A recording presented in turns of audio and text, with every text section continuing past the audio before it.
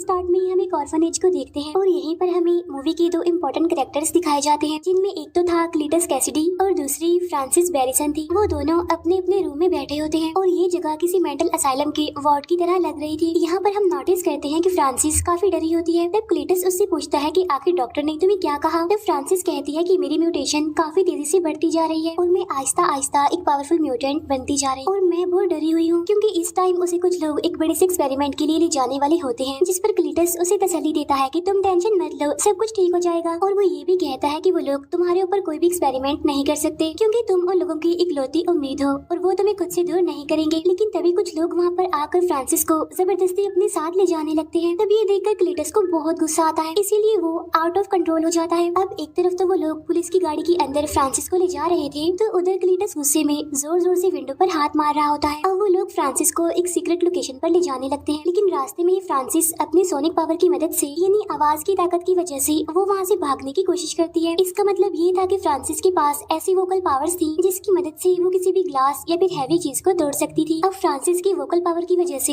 वो पूरी वैन पलट जाती है। अब इसका असर वहाँ पर बैठे हुए पुलिस ऑफिसर्स पर भी होता है, इसीलिए वो पुलिस वाले घबराते हुए फ्रांसिस की आंख में गोली मार देते हैं, जिससे फ्रांसिस फौरन गाड़ी से बाहर गिर जाती है। तब पुलिस को लगता है कि शायद वो मर चुकी है, लेकिन वो मरी नहीं होती बल्कि अभी भी जिंदा होती है। इसके बाद वो लोग फ्रांसिस को एक असाइलम में लेकर आते हैं। यहाँ पर एक डॉक्टर होती है जो फ्रांसिस पर अलग अलग तरह के एक्सपेरिमेंट्स कर रही होती है। तभी हम देखते हैं कि एक वार्ड बॉय आकर फ्रांसिस को एक न्यूज़पेपर देता है। उस न्यूज़पेपर में ये खबर छपी होती है कि क्या क्लीटस को मौत की सजा दे देनी चाहिए। असल में क्लीटस कैसिडी एक काफी बड़ा सीरियल किलर होता है, लेकिन कुछ खास एविडेंस न होने की वजह से उसकी डेथ सेंटेंस यानी सजाए मौत बीच में ही रुकी होती है। अब यहाँ पर हैरान कर देने वाली बात तो ये होती है कि ये न्यूज किसी और ने नहीं बल्कि एडी ने छपवाई होती है। और यहाँ पर डॉक्टर फ्रांसिस को कहती है कि क्लीटस जैसे लोगों को तो मौत की सजा जरूर होनी चाहिए। फिर नेक्स्ट सीन में हम डिटेक्टिव को देखते हैं जो कि एडी के साथ बात कर रहा होता है। यहाँ पर एडी डिटेक्टिव को कहता है कि मेरा क्लीटस से कोई भी लेना देना नहीं है, जिस पर वो डिटेक्टिव कहता है कि वो तो सिर्फ और सिर्फ तुमसे ही बात करना चाहता है। तब ये सुनकर एडी पूछता है कि मुझ में ऐसी क्या खास बात है जो वो मुझसे ही बात करना चाहता है। तब डिटेक्टिव कहता है कि जरूर कोई डेड बॉडी से रिलेटेड बातें होंगी जो वो तुमसे शेयर करना चाहता है, जाके एक बार उससे बात तो जरूर करनी चाहिए तुम्हें। अब यहाँ पर हम देखते हैं कि एडी की बॉडी से वेनम बाहर आकर उस डिटेक्टिव को खाने ही वाला होता है, लेकिन तभी एडी वेनम को रोक लेता है। इसके बाद वो दोनों यानी एडी और वेनम वॉशरूम में चले जाते हैं, जहाँ अंदर जाकर ये दोनों बातें करने लगते हैं। तभी वहाँ बैठी एक लेडी और डिटेक्टिव इनकी बातें सुन रहे थे। इन बातों में वेनम एडी को कहता है कि हमें सिटी के अंदर जाकर सिटी को प्रोटेक्ट करना चाहिए, और यहाँ पर हम लोग बैठकर सिर्फ और सिर्फ बातें कर रहे हैं। अब यहाँ पर अगर देखा जाए तो वेनम एडी की इंसल्ट कर रहा होता है और साथ साथ उसे चिढ़ाता भी है, जिस पर एडी उसे कहता है कि वेनम तुम्हें मेरी रिस्पेक्ट करनी चाहिए, मैं तुम्हारा होस्ट हूँ, तो कम से कम इस बात की तो इज्जत रख लो। इसके फौरन बाद एडी यानी वेनम क्लीटस से मिलने के लिए एग्री हो जाता है। इसके बाद एडी क्लीटस से मिलने के लिए एक जेल में आता है। अब यहाँ पर उन दोनों के बीच बातें होने लगती है। यहाँ पर एडी क्लीटस से पूछता है कि आखिर तुम्हें मुझसे क्या चाहिए, तुमने मुझे यहाँ पर क्यों बुलवाया है। तब क्लीटस कहता है कि तुम्हें मेरे फैंस के लिए एक न्यूज को प्रिंट करना होगा और इसके बदले में मैं तुम्हें एक एक्सक्लूसिव इंटरव्यू दूंगा, और इस इंटरव्यू में मैं तुम्हें अपने सारे सीक्रेट्स बता दूंगा कि आखिर मैंने जितने भी मर्डर्स किए हैं उनके पीछे क्या राज है और वो डेड बॉडीज कहाँ पर हैं। तब एडी उससे पूछता है कि आखिर इस पूरे काम के लिए तुमने मुझे ही क्यों चुना। तब जवाब में क्लीटस उससे कहता है बिकॉज आई लाइक यू। अब यहाँ पर क्लीटस एडी को वही न्यूज प्रिंट करने के लिए कहता है जो फ्रांसिस ने कुछ दिन पहले ही पढ़ी होती है, और जब एडी वहाँ से जाने लगता है तो क्लीटस उसे रोक लेता है और उसका ध्यान दीवार पर बनी कुछ शेप्स पर कर देता है। वहाँ पर कुछ मैसेजेस भी लिखी होती हैं, साथ साथ कुछ कब्रें भी बनी होती हैं, जिसे देखकर एडी वहाँ से आगे निकल जाता है। जाते जाते क्लीटस एडी को कहता है कि प्लीज मुझे भूल मत जाना, और जब एडी बाहर आता है तो वो डिटेक्टिव उससे पूछता है कि आखिर तुम्हें क्लीटस ने क्या कहा, जिस पर एडी सारी बात छुपाते हुए उसे कहता है कि अभी तक उसने मुझे कुछ भी नहीं कहा, लेकिन मेरी इंक्वायरी अभी भी उस पर जारी है, और वैसे भी इस तरह की चीजों का पता लगवाने के लिए थोड़ा टाइम तो लगता ही है। फिर एडी अपनी बाइक पर बैठकर वहाँ से निकल जाता है। घर आने के बाद वेनम एडी की हेल्प करता है दीवार पर बनी उन सारी डायग्राम्स को डिकोड करने के लिए।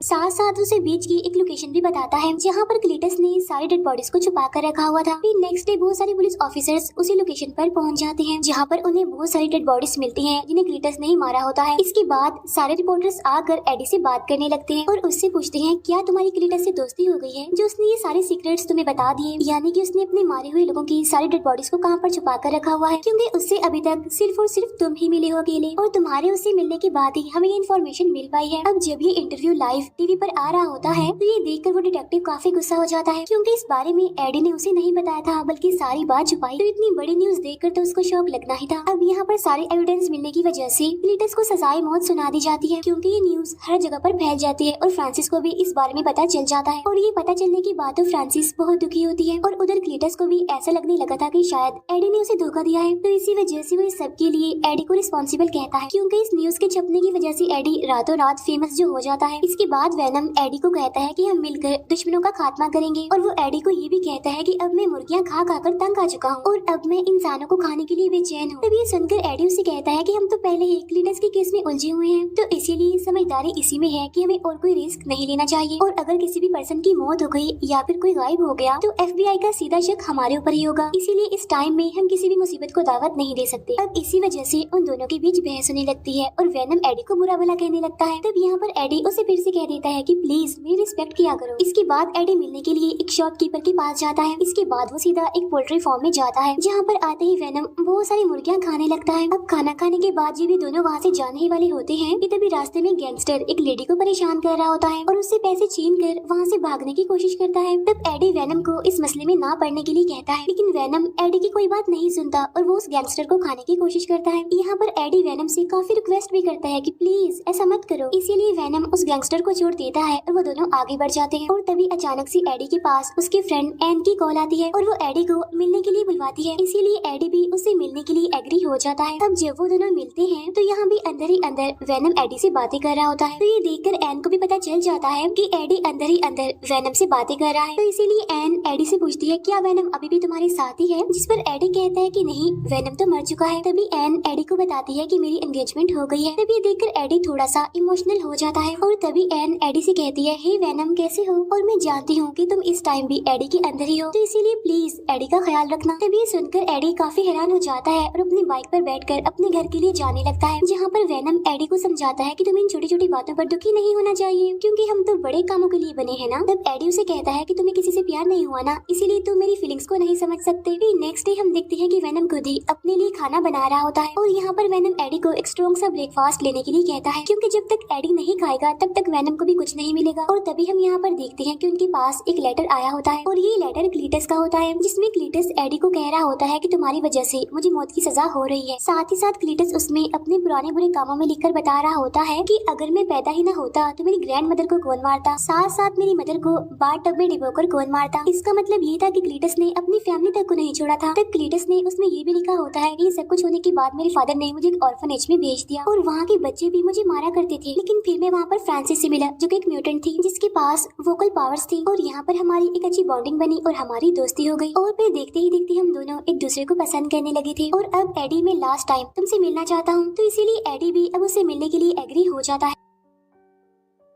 इसके बाद में हम देखते हैं कि एडी उससे मिलने के लिए जेल में जाता है, जहाँ पर क्लीटस एडी को बताता है कि मैं हमेशा से ही एक फैमिली के लिए तरसता रहा, जिस पर एडी कहता है कि हाँ अपनी ग्रैंड मदर और अपनी माँ को मारने की बात ऐसा तो होना ही था। यहाँ पर क्लीटस उससे कहता है कि अगर मुझे मौत की सजा हो गई तो मेरी मौत की रिस्पॉन्सिबल कोई और नहीं बल्कि तुम होगे। साथ साथ वो एडी को ये भी कहता है कि एडी तुम इंसानियत पर एक धब्बा हो। असल में ये क्लीटस की एक चाल होती है, क्योंकि वो एडी को गुस्सा दिलाने की कोशिश कर रहा था और यही वजह होती है कि वेनम को भी उस पर गुस्सा आने लगता है। इसीलिए वो एडी के पेट से निकल कर क्लीटस को मारने लगता है, लेकिन अब क्योंकि क्लीटस काफी चालाक होता है इसीलिए उसके हाथ को पकड़कर उस पर बाइट कर लेता है, लेकिन तभी वहाँ पर गार्ड आकर उनकी लड़ाई छुड़वा देता है। इसके बाद जब एडी वहाँ से जाने लगता है तो क्लीटस उससे कहता है कि खून का टेस्ट मैंने पहले भी किया है, लेकिन तुम्हारा खून तो बिल्कुल अलग है। अब तभी हम देखते हैं कि जब क्लीटस ने एडी को काटा था तो उसके सिम्बियोट का थोड़ा सा पार्ट क्लीटस के अंदर ही रह जाता है। इसके बाद हम देखते हैं कि जब एडी अपने घर पहुँच जाता है तो वेनम उससे माफी मांगता है कि मुझे ऐसा नहीं करना चाहिए था, जहाँ पर एडी उसे समझाता है कि तुम्हारा खुद पर कंट्रोल होना चाहिए और अगर तुमने क्लीटस को मार दिया होता तो उसकी मौत का सीधा इल्जाम मेरे ऊपर ही आता, जिसकी वजह से बहुत बड़ा मसला बन सकता था। अब यहाँ पर उन दोनों के बीच एक बार फिर से बहस हो जाती है और वो दोनों एक दूसरे को बुरा भला कहने लगते हैं। एक बोलता है कि मैं तुम्हें झेल रहा हूँ तो दूसरा बोलता है कि मैं तुम्हें बियर कर रहा हूँ। तब यहाँ पर वेनम एडी को कहता है कि तुम एक लूजर थे, मैंने आकर तुम्हें बचाया, तुम्हें एक नई पहचान दी और जब से क्लीटस का केस तुम्हारे पास आया है तुम तो फेमस हो गए हो। तब ये सुनकर एडी को काफी गुस्सा आ जाता है और वो वेनम को वहाँ से जाने के लिए कहता है। इसी वजह से वेनम को भी काफी गुस्सा आ जाता है और वो घर में तबाही तबाही मचा देता है। अब फाइनली यहाँ पर वेनम एडी की बॉडी को छोड़कर वहाँ से निकल जाता है। वहाँ से जाते जाते वो एडी की बाइक को भी तोड़ देता है। नेक्स्ट सीन में हम क्लीटस को देखते हैं जिसे डेथ सेंटेंस यानी सजाए मौत सुना दी गई थी, और जब वो लोग उसे इंजेक्शन लगाकर मारने ही वाले होते हैं, लेकिन तभी उस इंजेक्शन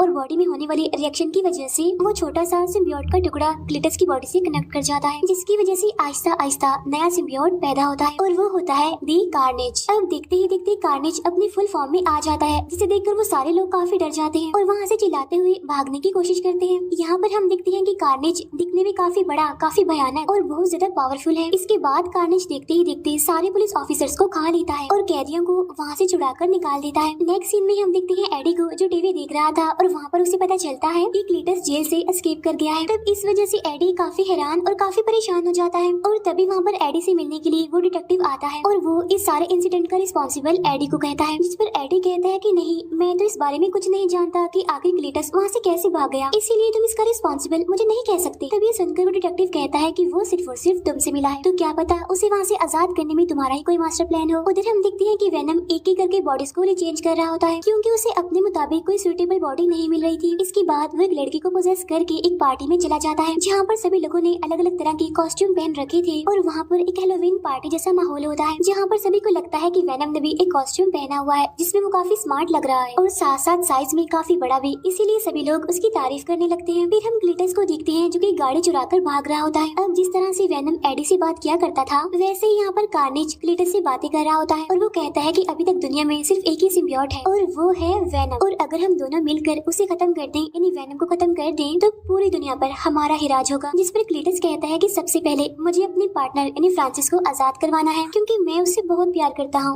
और वो मेरे साथ होनी चाहिए। तभी ये सुनकर कार्नेज भी उसकी बात पर एग्री करता है। उधर पार्टी में वेनम काफी एंजॉय कर रहा होता है, डांस कर रहा होता है और इवन वो कंपटीशन भी जीत जाता है। वहाँ पर वेनम एक स्पीच भी देता है लेकिन वो एडी को काफी मिस कर रहा होता है। फिर एडी उसी ऑर्फनेज में पहुँचता है जहाँ पर क्लीटस रहा करता था, जहाँ उसे दीवार पर CK+FB लिखा हुआ दिखाई देता है। तब एडी डिटेक्टिव को कॉल करके उसे इस बारे में इन्फॉर्म करता है कि मैं उस ऑर्फनेज में हूँ जहाँ पर क्लीटस रहा करता था। तब यहाँ पर डिटेक्टिव उससे पूछता है कि आखिर FB का मतलब क्या है। तब एडी उसे बताता है कि FB का मतलब फ्रांसिस बैरिसन है। तब ये सुनकर वो डिटेक्टिव कहता है कि हमारे कुछ लोग फ्रांसिस को एक बड़े एक्सपेरिमेंट के लिए ले जा रहे हैं। यहाँ पर वो डिटेक्टिव उस इंसिडेंट की बात कर रहा होता है जो पुलिस ऑफिसर ने फ्रांसिस पर गोली चलाई थी, लेकिन उस डिटेक्टिव को ये बात पता नहीं होती कि फ्रांसिस बैरिसन अभी जिंदा है। उधर क्लीटस एक शॉप में जाकर उसकी ऑनर को मार डालता है, साथ ही वो वहाँ के कंप्यूटर को हैक करके सीक्रेट लोकेशन यानी उस असाइलम का भी पता लगवा लेता है जहाँ पर फ्रांसिस को रखा गया था। अब उस असाइलम में आने के बाद तो सबसे पहले वो वहाँ के डॉक्टर्स को मारता है और फिर वो फ्रांसिस से मिलने के लिए आता है और यहाँ पर ये दोनों एक दूसरे के आमने सामने आकर बहुत खुश होते हैं। यहाँ पर क्लीटस कार्नेज की मुलाकात फ्रांसिस से करवाता है। अब ये तीनों आपस में मिलकर काफी खुश हो रहे होते हैं। इसके बाद ये तीनों ही गाड़ी की मदद से वहाँ से भागने लगते हैं और अब इनके पीछे पुलिस पड़ चुकी होती है, लेकिन कार्नेज के सामने कौन टिकने वाला था। कार्नेज बाहर आकर सारी पुलिस की गाड़ियों को उठा कर फेंकने लगता है और सभी पुलिस ऑफिसर्स को वो जान से मार डालता है। उधर वेनम एक दूसरी बॉडी में आकर उसी शॉपकीपर के पास आता है जहाँ पर वो उनसे कुछ खाना और चॉकलेट्स मांगता है क्योंकि एडी को छोड़ने के बाद वो काफी दिनों से भूखा था। फिर एडी को पुलिस कस्टडी में ले लिया जाता है क्योंकि पुलिस को लग रहा था कि कल रात जो अटैक हुआ है उसके पीछे एडी का हाथ, क्योंकि एडी के घर के पास उन्हें बहुत सारी डेड बॉडीज भी मिली थी। यहाँ वो डिटेक्टिव एडी को सारी बात सच सच बताने के लिए कहता है। तब एडी कहता है कि जब तक मैं एक फोन कॉल नहीं करता तब तक मैं तुम्हें कुछ भी नहीं बताऊंगा। तो इसके बाद एडी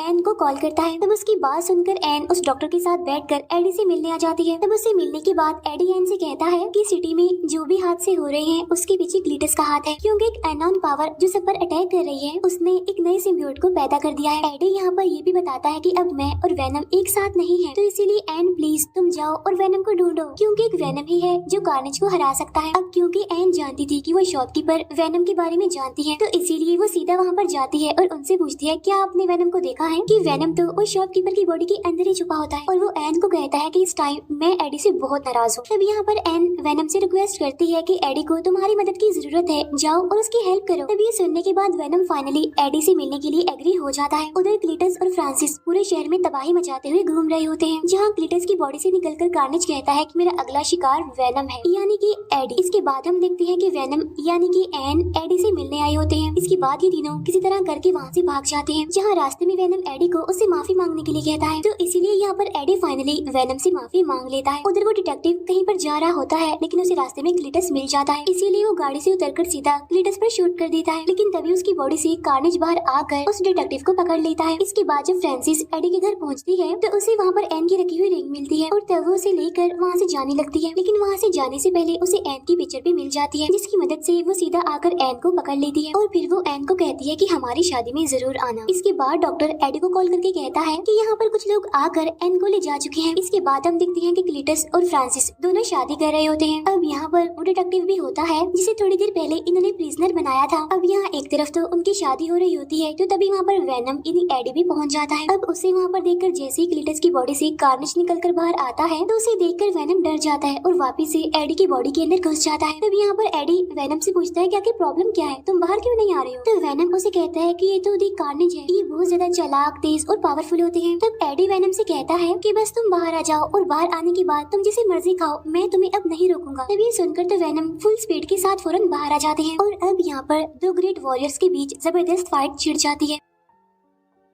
दोनों ही आपस में एक दूसरे को हराने की कोशिश करते हैं, साथ साथ एक दूसरे पर हावी होने की भी काफी कोशिश कर रहे होते हैं। लेकिन यहाँ पर कार्नेज वेनम पर भारी पड़ रहा होता है, उसे उठा उठाकर फेंक रहा होता है। अब यहाँ दरमियान में कार्नेज और फ्रांसिस के बीच में बातें भी हो रही होती हैं। लेकिन अब क्योंकि फ्रांसिस के पास वोकल पावर होती है, इसीलिए वो जोर जोर से चिल्ला रही होती है, जिसकी वजह से कार्नेज को कुछ प्रॉब्लम हो रही होती है। क्योंकि हम जानते हैं कि सिम्बियोट और एक्सट्रीम लेवल की हीट सोनिक पावर को बर्दाश्त नहीं कर पाती। तब इसी बात का फायदा उठाकर यहाँ पर डॉक्टर कार्नेज के ऊपर पेट्रोल डालने लगता है और साथ ही साथ वहाँ पर एक काफी बड़ा घंटा भी होता है जो कि बजने लगता है। अब घंटे की आवाज सुनकर दोनों ही सिम्बियोट्स अपने अपने होस्ट की बॉडी से बाहर आने लगते हैं। लेकिन जैसे ही वहाँ पर आवाज आना बंद होती है तो ये दोनों सिम्बियोट्स वापिस से अपने अपने होस्ट की बॉडी में आ जाते हैं। इसके बाद कार्नेज एन को लेकर सीधा एक बिल्डिंग की टॉप पर जाने लगता है। लेकिन अब तक वेनम की बॉडी पर काफी पत्थर गिर चुके होते हैं, इसीलिए वो वहाँ तक पहुँच नहीं पाता और यहीं पर वो एडी को कहता है कि इस बार हम ये जंग नहीं जीत सकेंगे क्योंकि कार्नेज मुझसे बहुत ज्यादा पावरफुल है। इसके बाद कार्नेज फ्रांसिस को भी पकड़ लेता है और उसे अपना मुंह बंद करने के लिए कहता है क्योंकि उसकी सोनिक पावर कार्नेज को काफी परेशान कर रही थी। अब क्योंकि कार्नेज की पकड़ काफी तेज होती है, इसीलिए फ्रांसिस का दम घुटने लगता है, इसीलिए वो वहीं पर गिर जाती है। तब ये देखकर क्लीटस को गुस्सा आ जाता है और वो कार्नेज को अपनी बॉडी से दूर हटने के लिए कहता है। लेकिन अब क्योंकि कार्नेज का पूरा कंट्रोल क्लीटस की बॉडी पर होता है, इसीलिए वो उसे खुद से अलग नहीं होने देता। अब ये सारा सीन वेनम भी देख रहा होता है, इसीलिए वो एडी को कहता है कि देखो कार्नेज का कंट्रोल क्लीटस की बॉडी पर नहीं है। तब ये सुनकर एडी कहता है कि हाँ,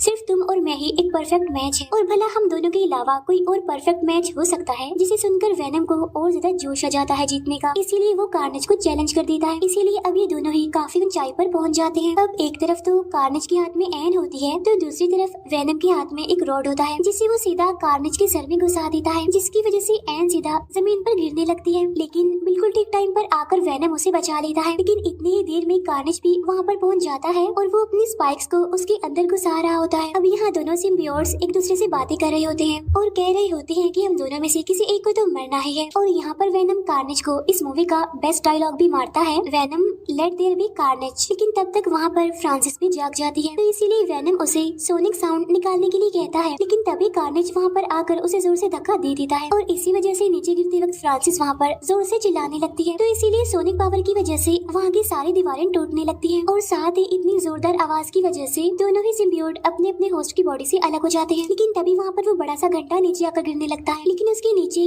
फ्रांसिस लेटी होती है। लेकिन तभी वेनम वहाँ पर एक बार फिर से आकर एडी, एन, उस डॉक्टर और फ्रांसिस को बचा लेता है। यहाँ पर क्लीटस की बॉडी से कार्नेज पूरी तरह से अलग हो चुका था और यहाँ पर कार्नेज दोबारा से आकर क्लीटस की बॉडी से मिलने की कोशिश करता है, लेकिन तब तक वेनम वहाँ पर आकर उसे खा लेता है। इसके बाद वेनम वहाँ पर आकर क्लीटस को पकड़ लेता है। इसके बाद वेनम क्लीटस को भी जान से मार डालता है और इतनी ही देर में वहाँ पर पुलिस भी आ जाती है और फाइनली सारे खतरे भी टल जाते हैं। इसके बाद एडी उस डॉक्टर को कहता है कि तुम एन को अपने साथ ले जाओ। लेकिन यहाँ पर हम देखते हैं कि इस हादसे में वो डिटेक्टिव बच गया होता है। इसके बाद हम देखते हैं कि वेनम और एडी एक किनारे के पास बैठे होते हैं। लेकिन इसके बाद सीन शिफ्ट होकर एक रूम पर आता है जहाँ पर एडी बेड पर सो रहा होता है। तो वेनम उससे पूछता है क्या हम दोनों को एक दूसरे से कुछ सीक्रेट्स छुपाने चाहिए। तब एडी कहता है कि हर चीज का एक पास्ट होता है। तो वेनम उसे कहता है कि मैं तुम्हें कुछ बताना चाहता हूँ, लेकिन अगर मैं तुम्हें बताऊंगा तो तुम्हारा दिमाग फट जाएगा। लेकिन ऐसी बहुत सारी बातें हैं जो मैं जानता हूँ और तुम्हें बताना भी चाहता हूँ, लेकिन वो सारी बातें बहुत ज्यादा कॉम्प्लिकेटेड सीन है। तब यहाँ पर एडी को लगता है कि शायद वो अपने सिम्बियोट के बारे में उसे बताएगा, लेकिन तभी वहाँ पर टीवी फ्लिकर करने लगता है और आसपास की सारी चीजें बदलने लगती हैं। अब यहाँ पर एडी को ऐसा लगता है कि शायद ये सब कुछ वैनम कर रहा है। तभी ये सुनकर वैनम कहता है कि नहीं, ये सारी चीजें मैं खुद नहीं कर रहा हूँ। लेकिन तभी हम देखते हैं कि सामने से एक गोल्डन कलर की लाइट चमकने लगती है। इसके बाद हम देखते हैं कि वैनम स्पाइडरमैन के यूनिवर्स में पहुंच गए हैं। यानी इसका मतलब ये है कि वैनम भी अब स्पाइडरमैन के यूनिवर्स का हिस्सा बन गए हैं। अब इसी सस्पेंस के साथ ये मूवी यहीं पर